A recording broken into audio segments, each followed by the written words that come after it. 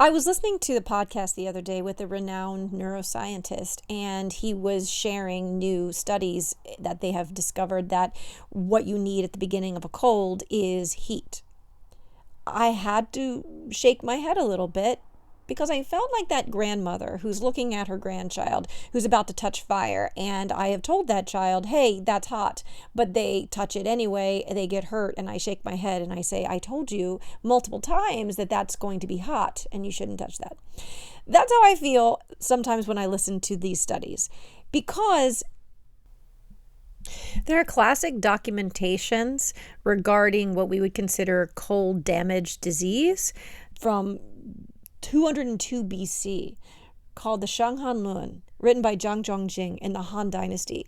And he breaks it all down for you. He talks all about not only the different types of illness and what your symptoms are, but how you should treat it. What I love about this medicine is it's not going to be watered down. It's not going to be simplified. It has nuance. It's individualized. And we're going to talk about specifically what you need to do when you start feeling these symptoms.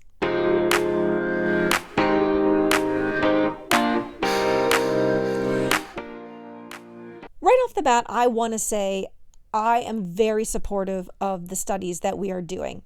They give more support, they prove what we've known for centuries, and I'm grateful for it. And the more that we have studies, the more that people will try it. Fantastic, wonderful, excellent. And medical-based evidence is very important.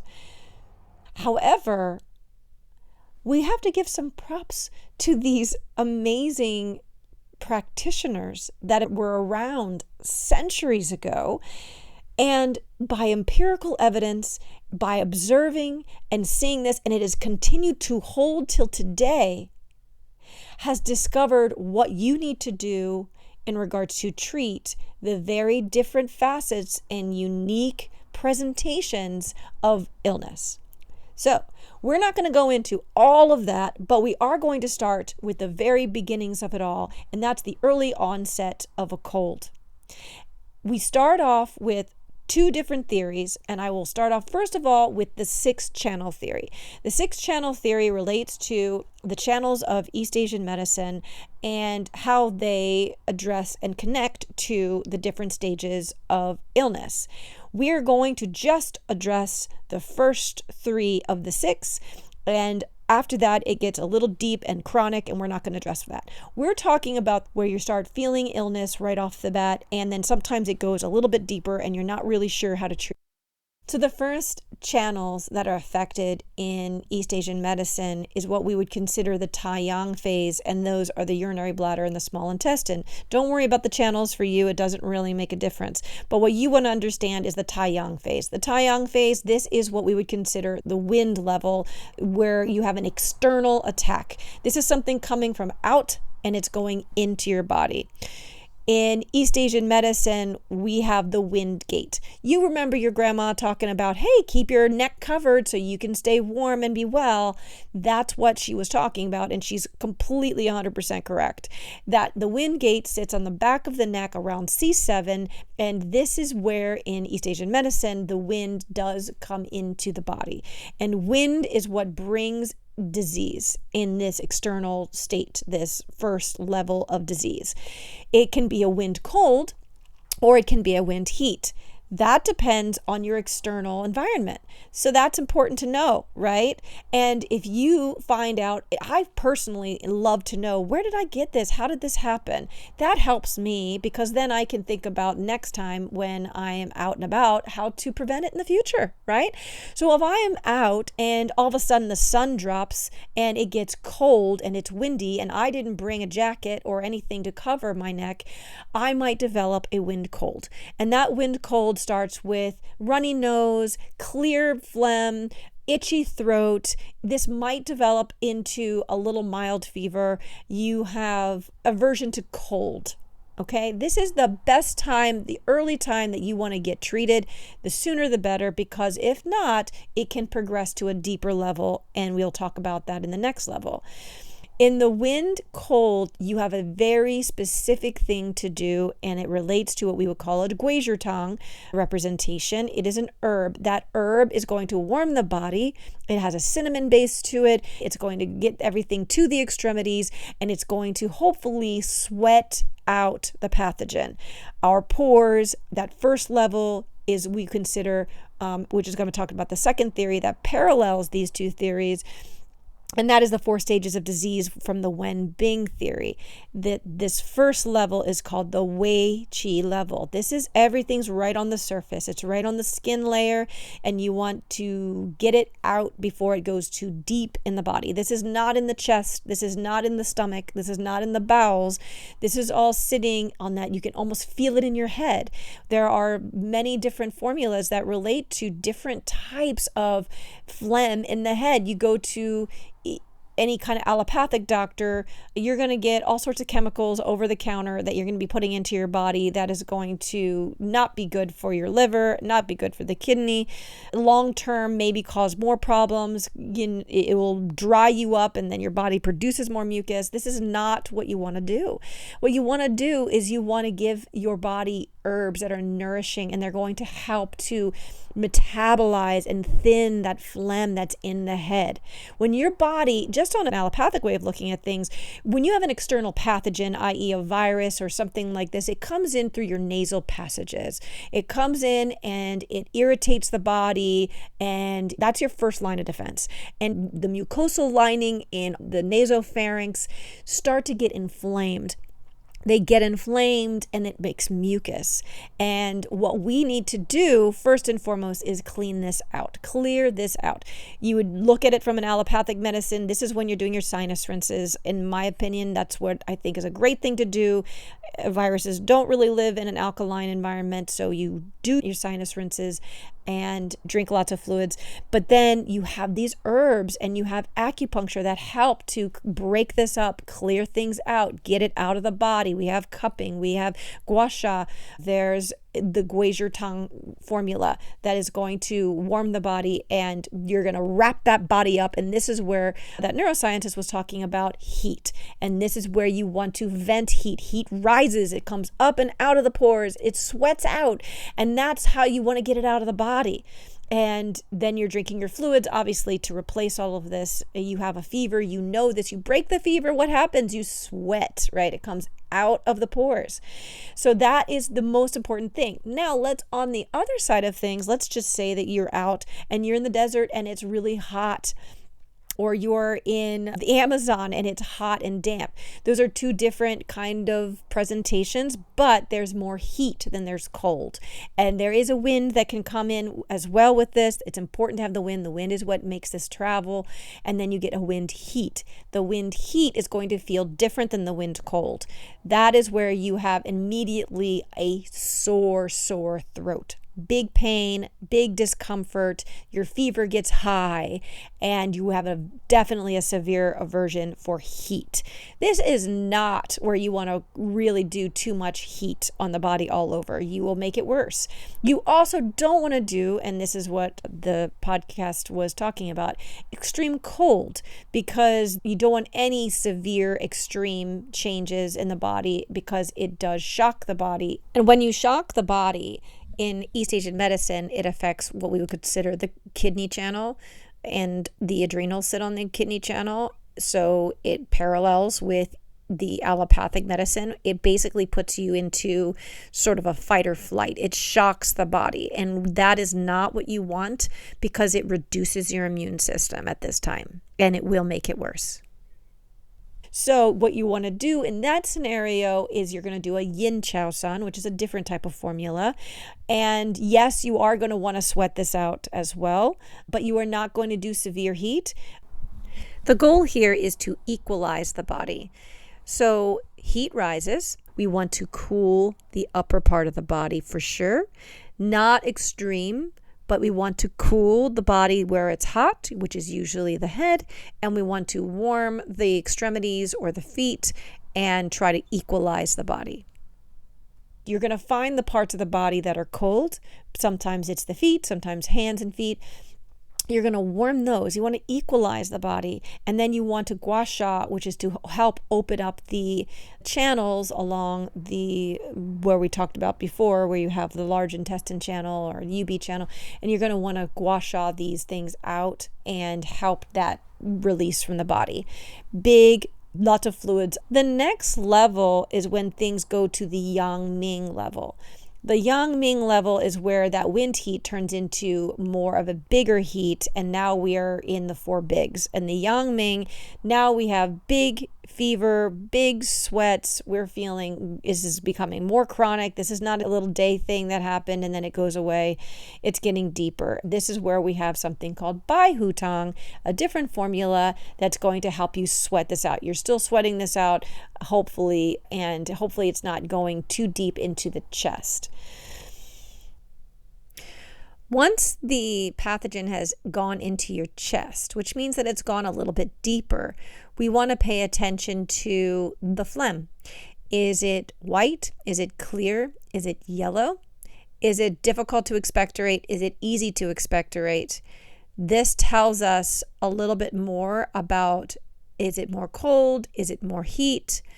And how deep has it gone?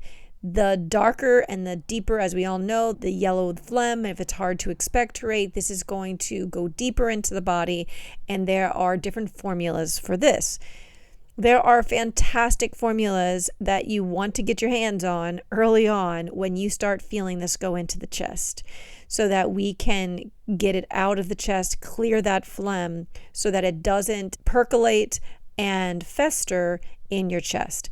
Because when that happens, now we're going to a deeper level where we're dealing with pneumonia, we're dealing with chronic bronchitis and infections. And the goal here is to get this up and out before it gets too deep. Flash cupping is extremely beneficial for this, as well as the herbs that I mentioned. An important factor to pay attention to is where you feel it most. That is going to be a key factor in identifying where the pathogen lies. If you feel it more in your eyes and in your head, that's Tai Yang. If you're feeling it more in your ears, then that would be Shao Yang.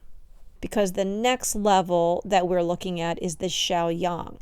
And the Shao Yang level is where it's starting to go deeper into the body, but it's not quite going so deep that it's vomiting and diarrhea, but it's this alternating chills and fever. I find it runs along the gallbladder channel, and that is in your ears. So there's often like ear infections or this kind of pain in your ears, pain in your flank, the ribs, and this is where you're alternating, like I said, cold and fever, and it lingers here. This is where it's taking longer to get rid of. And this would be what we would call our Xiao Chai Hu Tang level. And there's a different formula for that. And you definitely want to use, it's so useful, these herbs. I tell you, it's amazing. They've been around a very long time, and it blows my mind every time I try these things because they work. Along with the acupuncture for this, if you have anything related to your ears are clogging up, you're having pain there, there's not much better if you get to it soon enough and you do it enough times where you can off the trajectory for an ear infection, and you can actually treat those ears before they become an ear infection. You can use needles. There's moxa that happens around the needles that work so well. And I sometimes will even give people moxa to go home with to use that. That moxa is mugwort. It is an herb that reduces inflammation, and it moves blood, and it's warming, and it helps to really activate and move that blockage that occurs in the head, especially around the ears. You can also do it around other parts of the body as well. So the key here, again, is your symptoms. And when you have an acupuncturist, East Asian medicine provider, an herbalist on hand with you, they can help you also identify where you are in the stages and treat it specifically. So I hope you find this helpful, remembering that wind cold is something that is the itchy throat, and it's the headaches, and it's sometimes the neck pain, and it's aversion to cold, mild fever. Wind, heat is going to be big fevers, aversion to heat. Sometimes there's even rashes with that.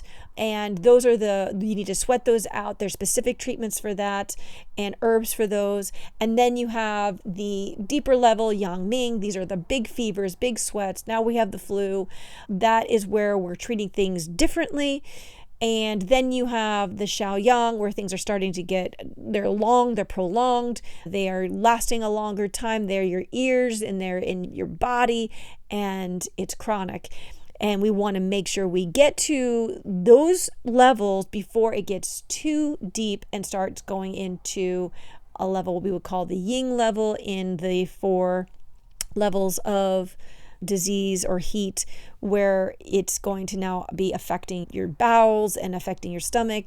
And now you're in that level. And then you have the blood level, where now it's severe, so much heat that we have reckless blood. We have bloody noses, we have bloody stools. These are more severe cases, and that's a whole nother conversation.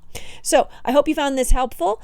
Make sure to get to your East Asian provider. The sooner the better, because if we can catch this on that wind, Tai Yang level, and do some flash cupping, do some acupuncture, get you on some herbs, you get out of that, we get you before it goes deep into the chest, because once it goes deep, it's so much harder to get rid of, and it's obviously more uncomfortable.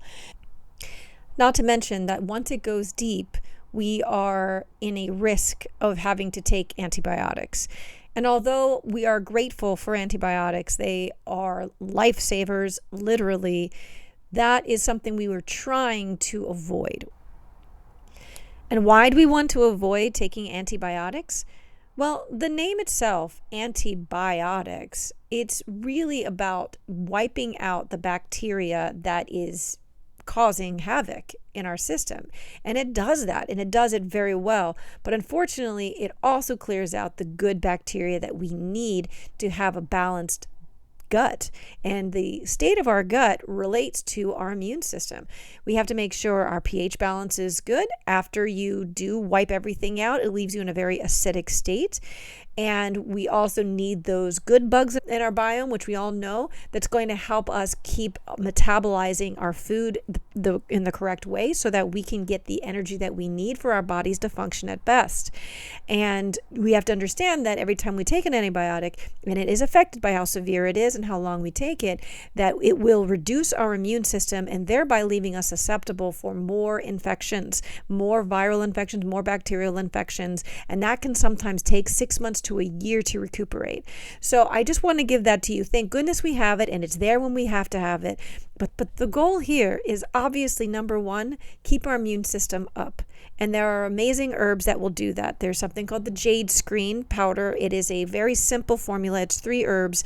And what it does is it boosts your immune system. It helps you prevent disease. And those are the sort of things we do with acupuncture and herbs. But then if we do get sick, and that does happen, our bodies do get compromised. We are not perfect. We are in a constant state of flux. We are in a stressful environment. We aren't always prepared. Life happens, and we sometimes get sick. And we want to make sure our immune system is up so it can fight it off. And then we give it the support it needs with our herbs and our acupuncture and all the tools in our toolbox to do that, so that we don't need to get to the point where we have infections that we must use antibiotics, because now we've set ourselves back and we have quite a journey to recuperate to get us back up to a really good, strong immune system.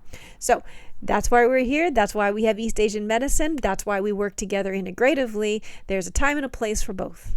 I hope this helps. Please share it with anyone that you know that might benefit from knowing how to treat their cold early on appropriately. The information provided in this podcast is for educational and informational purposes only, and it is not intended as medical advice. Always consult with a qualified healthcare professional before making any changes to your health, medical treatment, or medication. The views expressed in this podcast are those of the hosts and guests and do not necessarily reflect the official policy or position of any medical institution.